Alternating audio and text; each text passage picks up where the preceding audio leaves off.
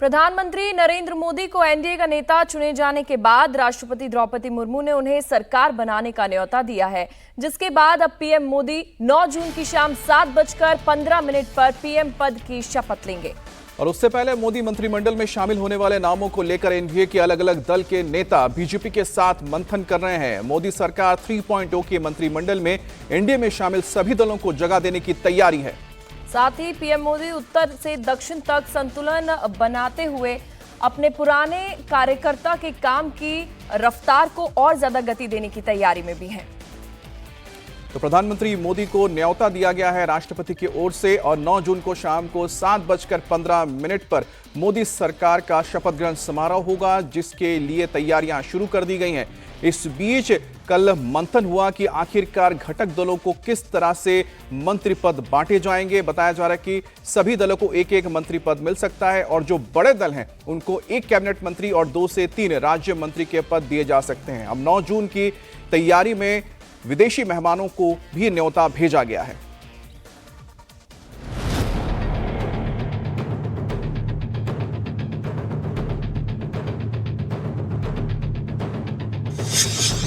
PM Modi का संकल्प पत्र, 9 जून को शपथ।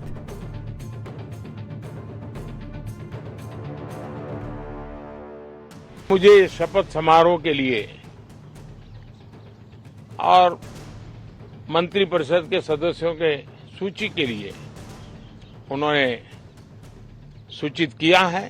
राष्ट्रपति जी को कहा है कि हमें 9 तारीख शाम को सुविधा रहेगी। तीसरी पारी के लिए मोदी तैयार, अब की बार और तेज रफ्तार। विकास के नए ऊंचाइयों को छूने में एक वैश्विक भागीदारी का वातावरण आने वाले 5 साल में बनने वाला है। मोदी 3.0 कैबिनेट में एनडीए के सभी दल, किसको क्या मिलने वाला है?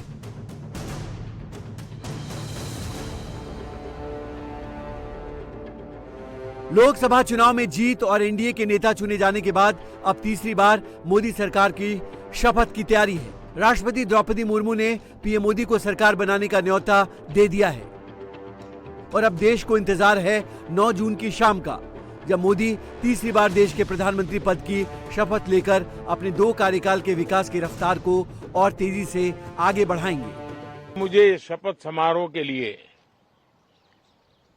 और मंत्रिपरिषद के सदस्यों के सूची के लिए उन्होंने सूचित किया है।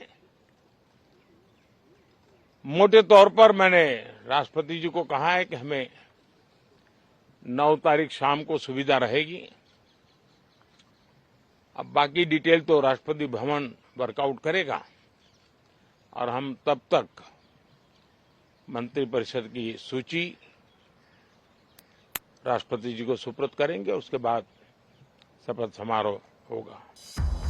मोदी सरकार 3.0 की शपथ से पहले राष्ट्रपति ने पीएम मोदी से शपथ लेने वाले मंत्रियों की लिस्ट मांगी है। तो पीएम मोदी के नए मंत्रिमंडल को फाइनल करने को लेकर दिल्ली में बैठकों का दौर जारी है। पीएम मोदी की नई टीम में एनडीए के सभी सहयोगियों को शामिल किए जाने पर जोर है। चर्चा है कि जेडीएस, शिवसेना, एनसीपी को एक एक मंत्री पद दिया जा सकता है। वहीं जयंत चौधरी की आरएलडी और अपना दल को भी एक एक मंत्री पद मिल सकता है। इनके अलावा एनडीए में शामिल बड़े दलों को एक कैबिनेट और 2 से 3 राज्य मंत्री पद देने का फॉर्मूला बन सकता है। एक तरफ सभी सहयोगियों को मोदी की नई टीम में शामिल करने की तैयारी है, तो बीजेपी को दक्षिण भारत में मिली शानदार सफलता के कारण इस बार के मंत्रिमंडल में साउथ इंडिया से भी अच्छी भागीदारी रहने की संभावना है और इसका संकेत पीएम मोदी ने संसद के सेंट्रल हॉल में अपने भाषण में दे दिया। दक्षिण भारत में एनडीए ने एक नई राजनीति की नींव मजबूत की है।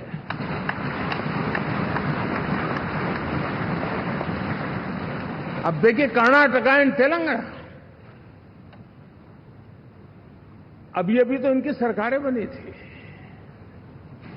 लेकिन पल भर में ही लोगों का विश्वास टूट गया, भ्रम से लोग बाहर आ गए और एनडीए को गले लगा दिया। आज तमिलनाडु में भले हम सीट नहीं जीत पाए, लेकिन जिस तेजी से एनडीए का वोट शेयर बढ़ा है वो साफ साफ संदेश दे रहा है कल में क्या लिखा हुआ है। पीएम मोदी का नया मंत्रिमंडल न सिर्फ उनके संकल्पों को पूरा करने वाला होगा, बल्कि 10 सालों के गवर्नेंस के अनुभव का लाभ भी इस बार देखने को मिलने वाला है। पीएम मोदी ने अपनी नई टीम का खाका तैयार कर लिया है, बस अब फाइनल मुहर लगने वाली है। इसके लिए सहयोगी दलों से बातचीत आखिरी दौर में है।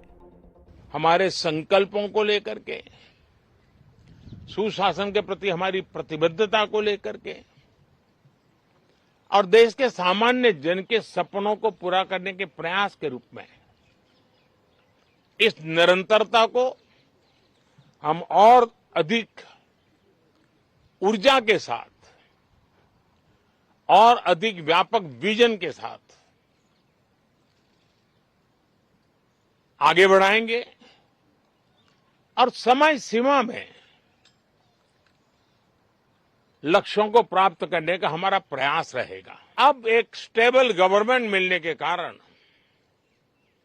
और परिचित व्यवस्था और नेतृत्व मिलने के कारण दुनिया का भारत के प्रति रुझान, भारत के प्रति उनका आना बहुत तेज गति से होने वाला है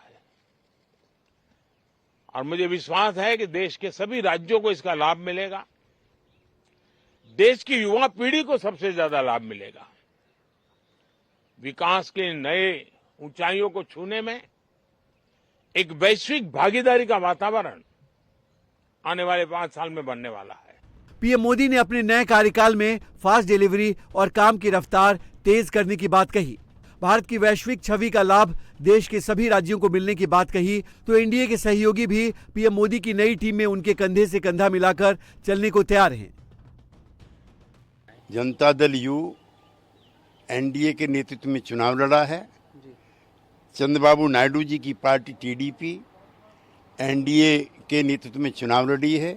हम सब लोगों ने मिलकर के अगले 5 वर्षों के लिए श्री नरेंद्र मोदी के नेतृत्व में विश्वास जताया है। रविवार को मोदी सरकार शपथ ग्रहण समारोह करेगी, जिसमें सभी सहयोगी दलों के सांसद प्रतिनिधि मंत्रिमंडल में होंगे और कांग्रेस पार्टी को निराशा होगी। एनडीए सहयोगियों और साउथ पर फोकस के साथ ही पीएम की नजर उन राज्यों पर भी है जहां इस साल के आखिरी में और अगले साल विधानसभा चुनाव हैं। ऐसे में हरियाणा, दिल्ली, बिहार और झारखंड से भी मंत्रिमंडल में कई नए चेहरे को मौका मिल सकता है। पीएम मोदी की तीसरी शपथ की तैयारी जोर शोर से चल रही है। साथ में कैबिनेट और मंत्रिपरिषद को लेकर भी मत्तापच्ची हो रही है। पहले बीजेपी के अंदर संभावित मंत्रियों को लेकर चर्चा हुई, अब एनडीए के घटक दलों से इस बारे में चर्चा हो रही है। बीजेपी अध्यक्ष जेपी नड्डा के अलावा अमित शाह और राजनाथ सिंह भी बैठक में शामिल हुए। माना जा रहा है कि छोटे दलों को एक मंत्री पद मिल सकता है, जबकि बड़े दलों को एक कैबिनेट के साथ पार्टी के सांसदों की संख्या के मुताबिक 2 से 3 राज्य मंत्री का पद भी मिल सकता है।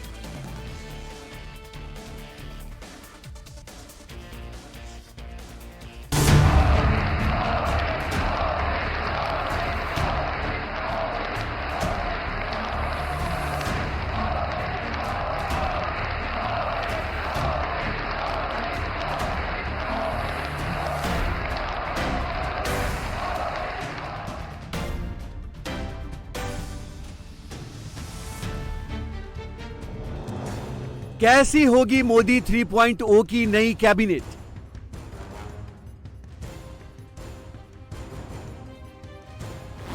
इस बार कैबिनेट में कौन कौन होगा?